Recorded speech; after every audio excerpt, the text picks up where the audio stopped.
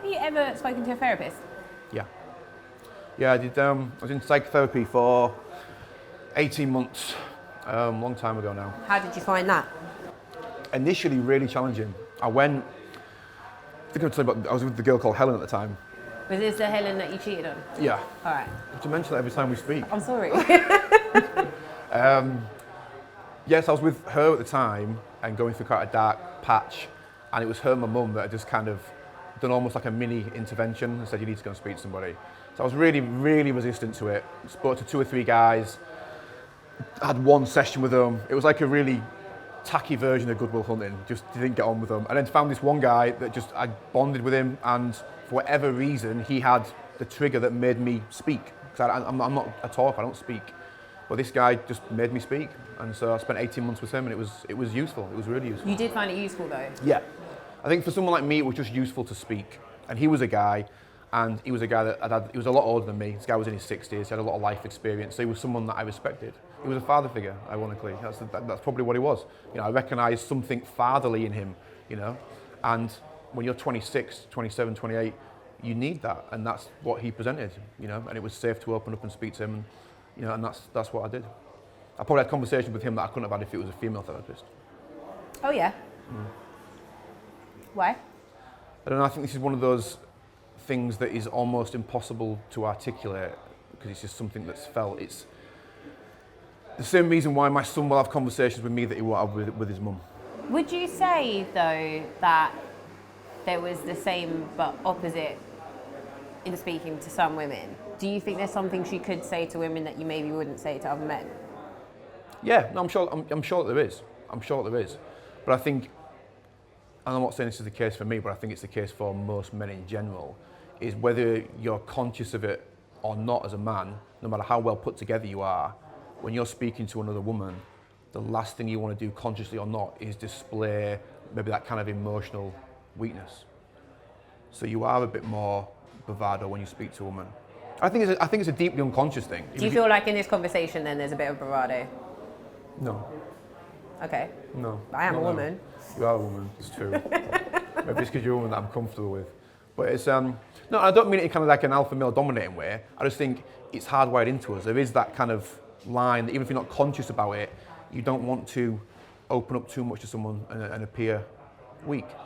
Whilst, you know, with a man, ironically, in fact, you don't mind displaying that weakness so much because I think there's an unwritten assumption that they, if not at that time, at some point have also felt a similar thing to what you're feeling then. That's really interesting because I do think there's a thing sometimes where almost it feels like when you see 2 guys, maybe they are in more competition. Like, I don't have any competition with you. You could say whatever. You could, I don't know. I'm like, you could be the alpha male, I don't care. You know what I mean? I'm not going to try and fight you for that.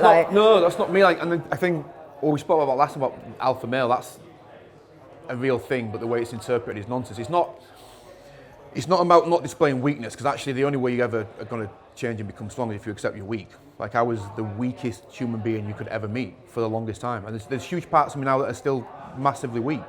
Like, I don't live my ideal all the time. You know, I sin against my own ideals all the time. I'm just aware of it now and trying to get better. Yeah, that's what I was going to say to you actually. I was going to ask you, you know, you kind of have spoken about this process that you've gone through, and you're obviously in a much better place, but I guess no one's ever there. No. Do you know what I mean? Like, fully. No, so I was going to say, like, yeah, you probably wouldn't, I assume that you wouldn't think that you're unflawed now. Like, No. I'm just as flawed. It's just that I'm more aware of it now, which means I can rectify it sooner and better. Whilst before, I think because, look, admitting that you've got flaws, one, is very difficult, and admitting that the flaws you've got maybe haven't just affected you, but have affected the people that you love is even more difficult. And then going one stage further and saying, well, actually, maybe the flaws that I've got and the way in which I've lived have contributed significantly to my own unhappiness. Nobody wants to do that. It's a difficult thing to do. So once you've done that, then you can address it. but looking at your son, Kobe, do you worry for his future? In one sense, yes, and in another sense, no. So no matter how individualistic you want to get, we do live in a society, we do live in a community, and that that has an effect on how our children are raised. It just does, you know. My Kobe's, he's 9 next. So, you know, he's going to get to a point when he gets to secondary school where he's spending more time with his peers and teachers than he spends with me or his mum. You know, so he's raised by a society. So in that respect, it's worrying, because this is not a culture or a society that, in my opinion, is going in the right direction, and I don't see any recourse for that. I don't think we're ever going to get to a place where we can reverse the damage that's been done. I think it's going to get worse and worse and worse. So that's worrying. But I also, paradoxically, don't worry, because I trust my ability to parent him. The conversations I have with him now, even as a 9-year-old, are all about, who do you want to be? What can you do to ensure that this happens? What will you do if this doesn't happen?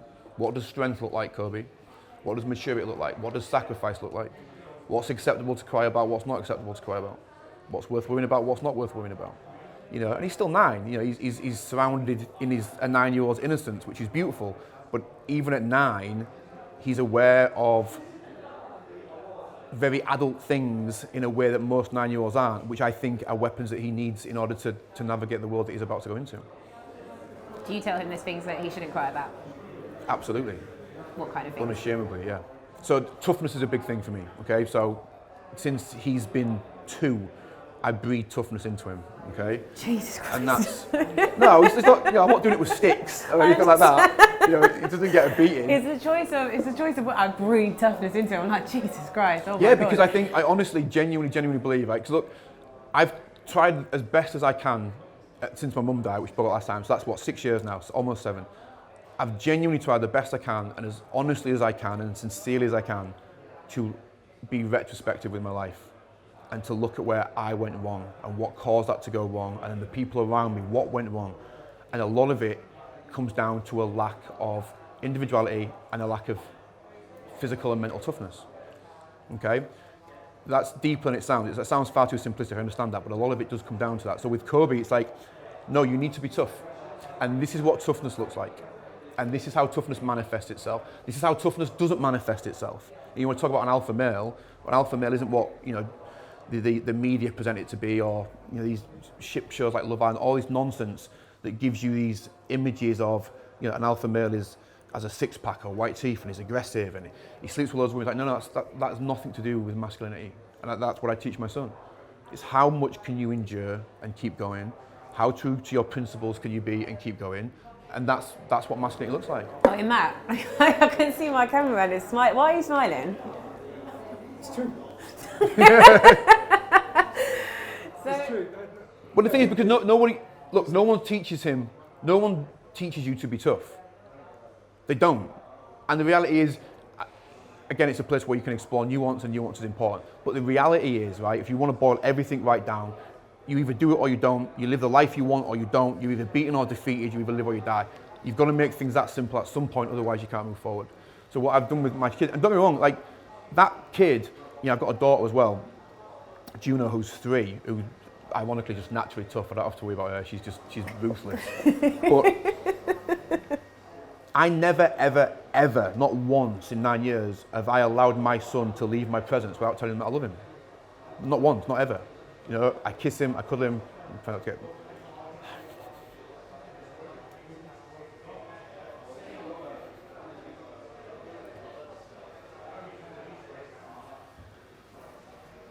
It's the only thing I get emotional about.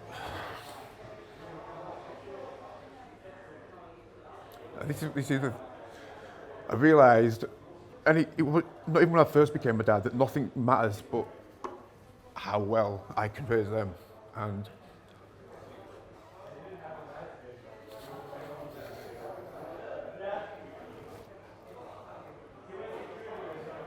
I love my kids, and I love my son, and ironically, it's because I love him that I want him to be tough, but to recognise what that looks like, and to what a man should be, and to teach him that life is innately hard. It's hard, you know. So now he wants to be a footballer, and you see it all the time with the kids, and they're crying over petty things, and you know they're complaining that toughness isn't there. And I teach him constantly, if you want to be this, Kobe, you can, but you have to sacrifice this and this and this and this and this. And then other parents will say to me, he's 8, he's 9, for God's sake, give it a rest. Like, no, that's where it starts. Because that 9-year-old will, in a heartbeat, become a 16-year-old. And in a heartbeat, he'll become a 30-year-old. And I don't want my son to be a lost 30-year-old, like I was. So I want to teach him now to try to figure out who he is, and the only way you figure out who you are is by putting yourself in tough situations, Yeah, I'm tough on him, I'm very tough on him, but I'm tough on him because I love him so much. And the world is not a nice place, There's lots of the world that's beautiful and magnificent and amazing, but there's lots of the world that is dark and brutal and lonely and miserable, and we don't talk about that enough. And you're going to experience more of that side of the world than you are of the nice side, And the only thing that I do that will be of any consequence is offering those two beautiful little people to the world, But the thing that you shouldn't cry about before you make me cry is, this was literally last week. At football, people, well, because of the way I look anyway, there's an assumption, okay? So he played great for like a half, and then there was a decision that didn't go his way. He thought he deserved a free kick, and he didn't get the free kick, and he started crying. And bear in mind, there's like 50, 60 parents all there on a Sunday morning. He starts crying. I can see that he's crying. I'm about 30 metres away from him.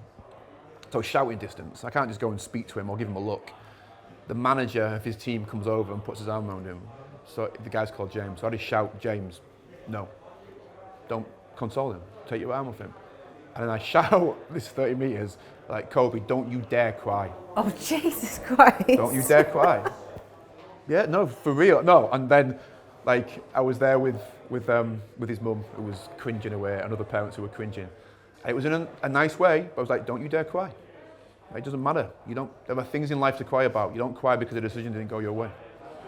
That's not what you do. There's plenty of things to cry about. And I think that's important. I think it's important because most things in his life are not going to go his way. In fact, there was a line in, there's a guy called Sean Rowe, he's like a folk singer from America, but there was a line in a song that I heard from him years ago that as a dad just like hit me really hard. And the song's called To Leave Something Behind. Like, people should check it out, it's a beautiful song. But he's basically talking about how he doesn't care about anything but leaving something behind for his son. I don't know why I keep crying. That's okay. I've not cried as much in years, literally. But there's a line in that says, one day my son will know who I am. And I wish that people would think about it.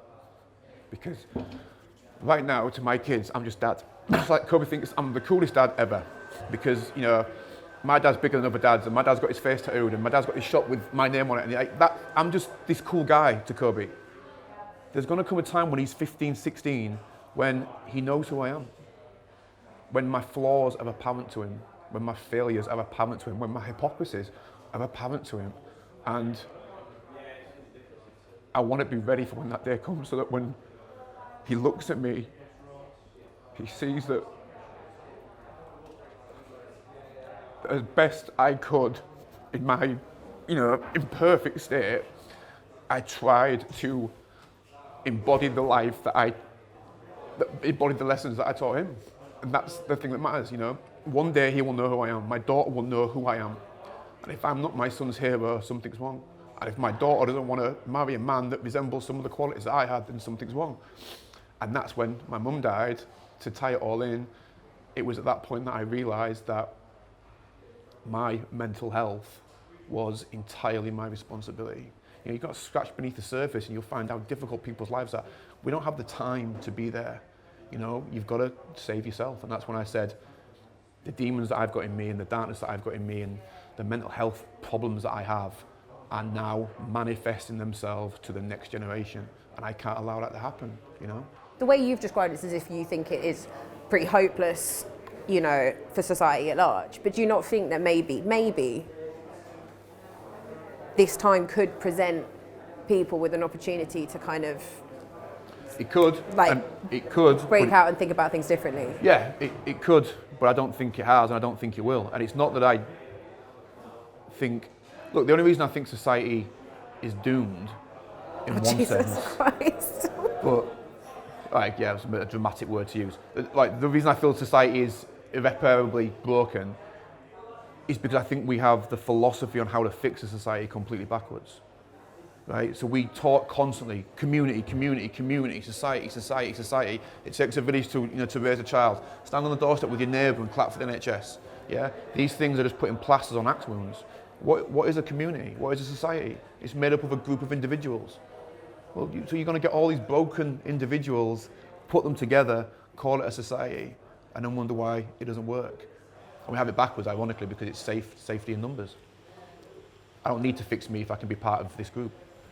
And I say this to people all the time, and people have been like, the last sort of 6 months, oh, you've handled everything so well, divorce isn't nice, and they're now like my financial decline is, trust me, it's rapid. It's not going to get any better anytime soon. It's like, I don't care. And I don't mean that in a macho sense. I mean it in a sense that I don't care because I realise it's just nonsense. I don't want to go bankrupt. I don't want to have to give away my nice car. I don't want to have to be going, shit, have I got enough money for petrol? I've not done that since I was 20. That's not nice. It's not a nice way to live. But it doesn't matter. It just doesn't matter. It's so insignificant, And there's a bizarre part of me that almost, well, not almost, there's a bizarre part of me, a perverse part of me that kind of enjoys it. Because I'm like, okay, you talk a lot and you have a lot of beliefs, and this is a time where you can actually show that it's real. And that's why I'm just not invested. It's like, this is a chance to come again. I just don't care. This is a chance to come again. You know what? Some of what you say does sound like it's got the essence of like Christianity to it. Do you know what I mean? To come again. I don't know. That sounds biblical to me. But it is. It doesn't matter whether you're religious or not. The entire Western civilization is built on Christian principles. And if you take God away from Christian principles, like take God away, take the afterlife, take everything supernatural away from Christian principles, they're undeniably true. They're undeniably good things for a culture to be built on. Forget the religious aspect. And the thing is, that's what it is. It is, well, will you come again or not? So I turned 40 this year. So when all of this was happening, and thank you. It was awful, like the worst birthday ever. Just horrendous. I was in here by myself at like 11:30, just having like a mini meltdown. I remember it. You had a meltdown here on your birthday? Like a mini meltdown. Was it in lockdown? It was the day before, yeah. So no, we were just out of lockdown, like 3 weeks out of it. But I knew then that everything was going wrong. And it's like, how did you get to this point? Like 40, everything's going downhill. It's like a bit of a mini meltdown. Oh, but so you did have a meltdown at least? It's like not always this. Oh, no. Yeah, I'm not always like, I have wobbles. And I think we spend so much time pandering to people, Are you okay? Are you sure you're okay? What's gone wrong? What help can we get you? It's like, yeah, there's a place for that. And there's also a place to just say, you got to man up now. Like seriously, you got to man up. It shouldn't be a dirty sentence that. You got to man up. You got to find a way to get you through this. Because you can't keep going from crisis to crisis from now until death. Because if you do that, not only is your own life tainted and wasted and you can never recover it, but the life of everybody else that you touch, their life is more difficult because of you. Your children's life is more difficult because of your lack of strength. Your wife, your girlfriend, your work colleagues, your parents, their life is more difficult because of your lack of strength. And that's why we've got to be so careful when we extend too much love and compassion to people when it comes to mental health. There's a time for that. And there's also a time to teach people that the only way you get through this is by being stronger. Because you can't make life easier. And I think that's something that we try and do. How do we make life easier? How much support can we get from the government? How much help can I get from them? Where can I get more help from? Who can make my life easier? It's the one question. Life is brutal for almost all of us. The only real question is how do you get tougher so you can endure it? And that's what I try and do with my son. I see what you're saying. I would just say that I probably, as an individual, identify more with what you're saying. But I was in a cafe the other day and a guy walked in and I could see that he wasn't, I think I'm not sure what was wrong. He had some learning difficulties and I watched him come in really carefully and he had his mask on and he went and the guys in the shop looked after him and like got him his food and his hot chocolate and they'd made it just how he wanted. And I was with a friend who's local to that cafe. She said he comes in every day and they look after him, right? And he sat down and he faced the wall and there was a window in front of him, a mirror in front of him, and he took his mask off and he really carefully ate his chips. And I watched him and I just thought, oh my God, like, who's going to look after you? And I fully, it knocked me. I looked at him and I just thought, you're right. Yeah, the world is tough. Yeah, a lot of things happen. Yeah, a lot of bad things are going to happen. And I guess I do identify with what you're saying, and that's why I'm like talking to you about it. But that guy that I saw, do you know what? That was the last time I cried. I saw him and I thought, yeah, like we're 8 months into this, and you know, they don't want to give school meals to kids and stuff like this and all this, and it's all a very loud argument. And I just sat there in the cafe and I looked at this guy and I just thought, are you going to be okay? And I just think that the philosophy that you're talking about, I couldn't see how he could necessarily, I guess, adopt every aspect of that. He couldn't. And just to be clear, because I'm not, you know, so I spent all of my working life before I became a business owner working with kids and working in mental health settings. You know, I spent 3 years working with the child and adolescent mental health team in the NHS. So I'm well aware of this. So the example you just gave, he couldn't adopt this. But my message, it's not like a messiah, but my philosophy isn't for him. You want to talk about, going back to talking about alpha males, who's going to look after him? Alpha males are going to look after him. Real men are going to look after him. You see, that's why it's so important.